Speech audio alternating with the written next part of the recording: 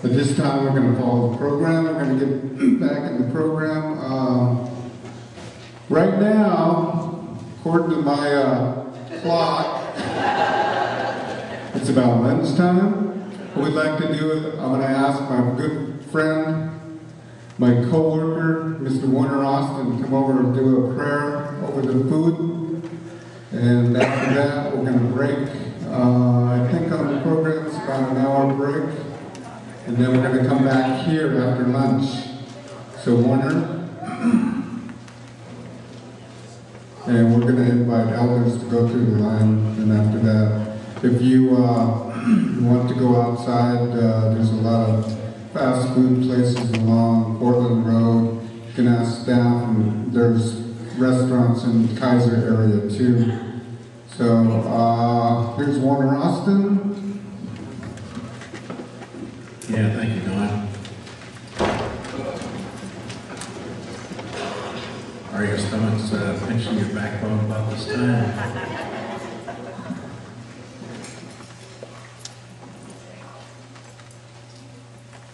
Our Father, our grandfather, and our friend, you brought us together in a good way to share our grief and to share our laughter.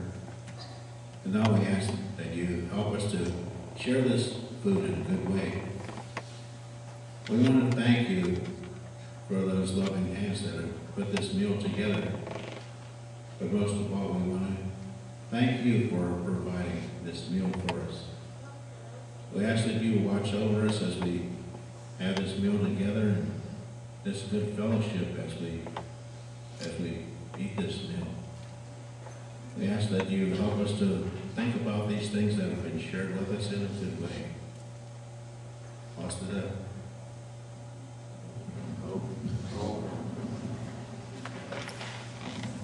Thank you, Warner. You may be seated. Elders, please join us in lunch. With each other. And as a people, we lived in harmony with that system. That's what they call the old days. And days when we had the songs and the ceremonies. There was a time when we lived that way. So this is the way our communities were in those days.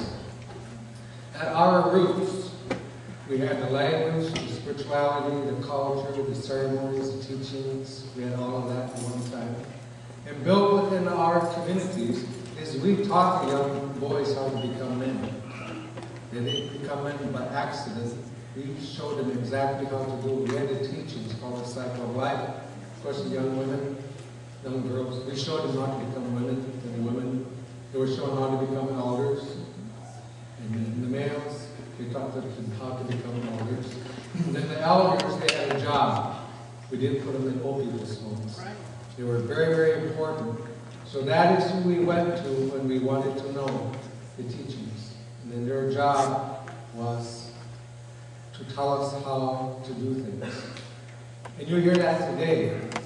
Somebody will ask you something, how do you know that? That's what the elders told me. Okay, you back off. Because next to God, the elders, you don't mess around. Now I know there's different cultures do it differently. I know, remember on the res, we also had Christians there, and they say, well, how do you know that? John 3:16. Okay. You just back off because the Bible said. So we're always looking for this, whatever it is that says this is the truth. And so each culture you see has their own. And so this is the way, during these days, we didn't have domestic violence. We didn't have child abuse. There was no brandies in those days. No suicides. We didn't have that. They had no jails either. We'd have a punishment system, as we know the punishment system today, like court systems, things like that.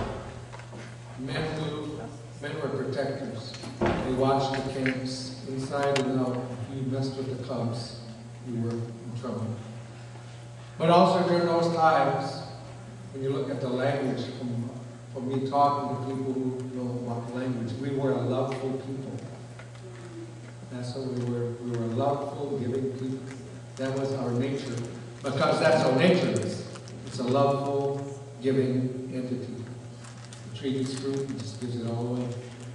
So we did that. We call them giveaways or potlatches or whatever. We had names for that. Then something happened to us. Started visibly cut in the 1800s with something called a manifest destiny. And it was a belief that surfaced among the dominant culture that says we can take everything. This belongs to us. From the East Coast to the West Coast, it doesn't matter. We will take it. And all of a sudden it made us less. So they said, okay. So that was what triggered the Trail of Tears, the movements, the long walk, reservations, relocation. When the Europeans first came here to the United States, it was estimated the population was around 25 million. By 1920, 99% of the native population had been wiped out. That's what's called Holocaust. I'm talking about killed, murdered. The stories we hear in California, for example, the state of California had a bounty on Indians.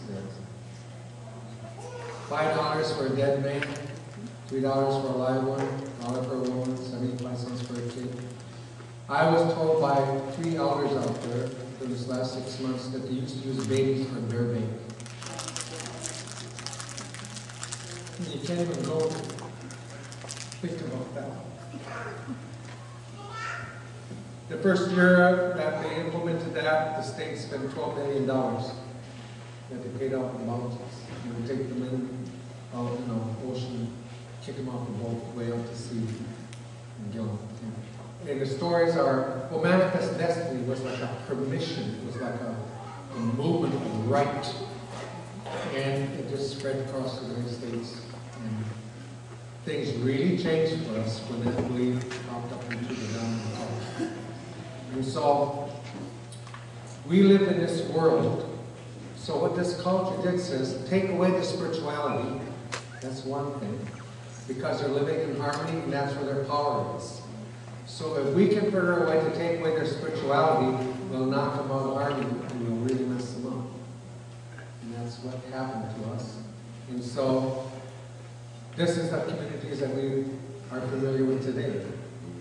The alcohol, but there's something's missing. That's not the problem. It's sickness, something else, something's missing. It's that thing that was taken away as a result of manifest destiny and boarding schools, etc. So along came the boarding school concept. Started in the Department of War in Carlisle, Pennsylvania. And one of the military officers got this idea to put in boarding school, take the kids, bring them there, cut their hair, put the uniforms, things that you heard about today. Don't let them speak the culture, the language. The name of that program was called Kill the Indian, Save the Man. That's what it was called. And Congress deemed it to be successful, so they funded over 500 boarding schools. Those boarding schools were funded by the government up to about the early 30s. And things started to change. That was when the Bureau of Indian Affairs was created. It was the way to continue on the work. It was at this period also the churches got very involved in residential mission schools in those days. Some of those churches were funded by the government, but the churches could continue on with this policy. So 1879 is another day to remember. 1492, 1879. Massive shift changes took place. And this is what the strategy was. You take the kids from the village, and what the goal is put them away from the adults, put them away from the parents. And then what we're going to do is take away the healing, take away the spirituality, take away the ceremonies, take away the language, take away the culture, take away the teachings. And so they put these kids in school. And what many of them then experience in this place, many of them experience beatings. We hear stories of that. What was put in this place was not just the beatings, but to take away any language. I was doing some work in Minneapolis not too long ago. We had this circle going, and this young lady was telling this story about, she was raised by her grandma, and she was 6 or 7 or whatever. She came home from school and she says, Grandma, I learned a new word. And Grandma said, oh, what's that? And she spoke a word of Ojibwe, one word that somebody taught her. And her grandma came over, grabbed her, slapped her across the face and said, don't you ever speak that word again. Never. And she said, we never ever talked about it. But she said, I couldn't understand.